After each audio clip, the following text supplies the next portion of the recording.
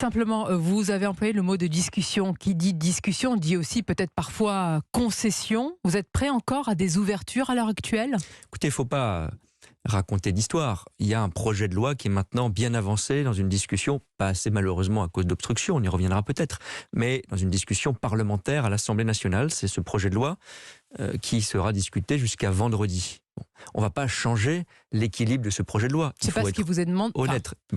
Si, je crois. Parce ma que question, c'est est-ce qu'il y aura des ouvertures, oui, non, mais des attendez, concessions? ce que je vous dis, c'est que le cœur du projet, parce que je crois que le désaccord, soyons directs, il porte là-dessus. Les organisations syndicales, un certain nombre de gens, je le respecte et on le voit bien, qui se mobilisent fortement.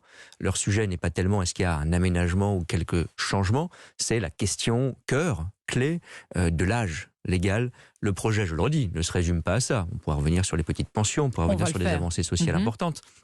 Mais ce cœur du projet-là, qui vise à financer durablement le système de retraite, on le maintient. Oui, il est en cours de discussion. Mais pour le reste pour le reste, il y a des choses qui ont bougé déjà.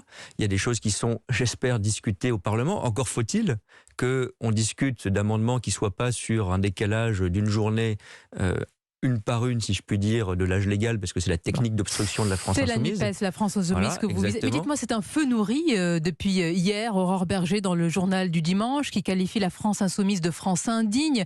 Encore ce matin, Bruno Le Maire. Et vous aussi, vous y voyez-vous l'obstacle aujourd'hui à un débat, j'allais dire, digne et démocratique? D'abord, vous me permettrez, je l'ai toujours fait, de distinguer ce qu'on appelle NUPES et puis ce qu'on appelle, ou ce qui est, un parti politique, la France Insoumise, qui domine aujourd'hui, c'est ça que je regrette le plus, cette culture d'extrême gauche radicale devenue en fait une forme de chaîne YouTube permanente, qui cherche à imposer, et réussit pour l'instant à imposer, ses idées, sa loi, son style, son agressivité, en effet, souvent son indignité. On l'a vu avec le député Thomas Porte encore la semaine dernière, à une gauche qui, pour moi, ne devrait pas se résumer à cela, qui peut s'opposer à un projet politique, c'est son droit, et c'est même sa légitimité démocratique.